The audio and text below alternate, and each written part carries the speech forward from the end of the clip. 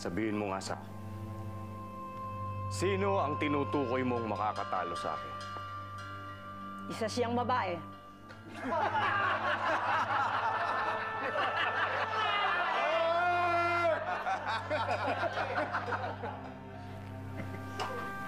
Babae? Oo. Marami na akong mga datong nagupo at napaslang. Kaya, paano ako magagapi ng isang babae lang?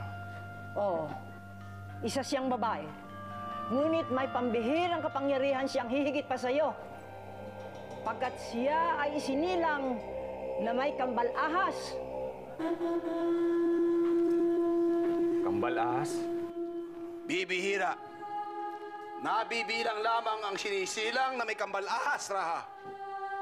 Pagkat ang ahas na yon ay isang umalagad. Ang umalagad ay isang kaluluwa ng isang namatay na ninuno na nagbalik dito sa lupa sa katawan ng isang ahas upang magbigay ng gabay sa sino mang mapalad. Tama ka, Haralingayan. Kaya sinasabing ang sino mang iluwal na may kambal ahas ay may mahalagang kapalarang gagampanan, Raha. Tama ang tinukoy ng iyong asawa at ng iyong atubang, Manggubat. Pagkat ang tinutukoy kong babae ay magiging isang magaling na pinuno na pagdating ng araw ay pangangayupaan mo at ng iyong tagapagmanang anak.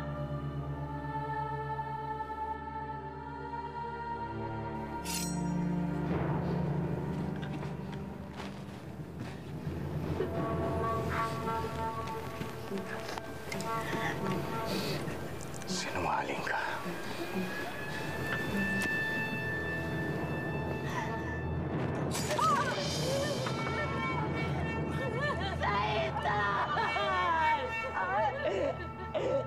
Kaitan!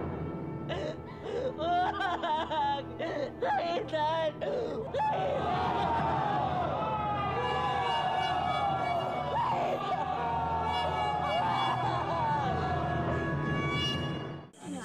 Tapos meron mo pa yung market mo doon? Siyempre,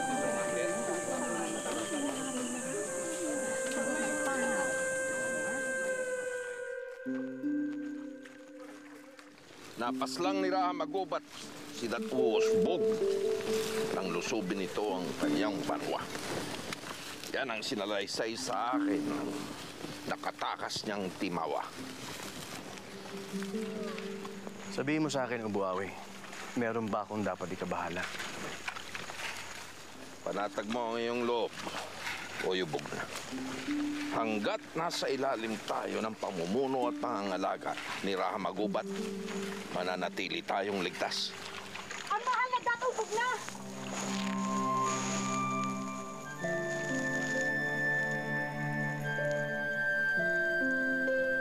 Hala, hala, hala! Tuloy ang gawain!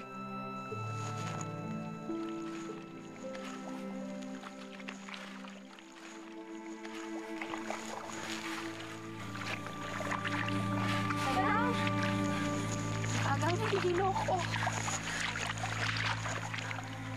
Uray, Gurang! Uray! Halika. Uray, Gurang! Uray, Gurang, sila lang.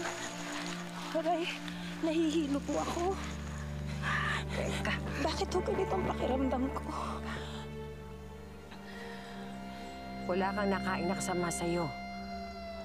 Nararamdaman ko, may isa pang hininga sa leeg mo. Nagdadalang tao ka. Nagdadalang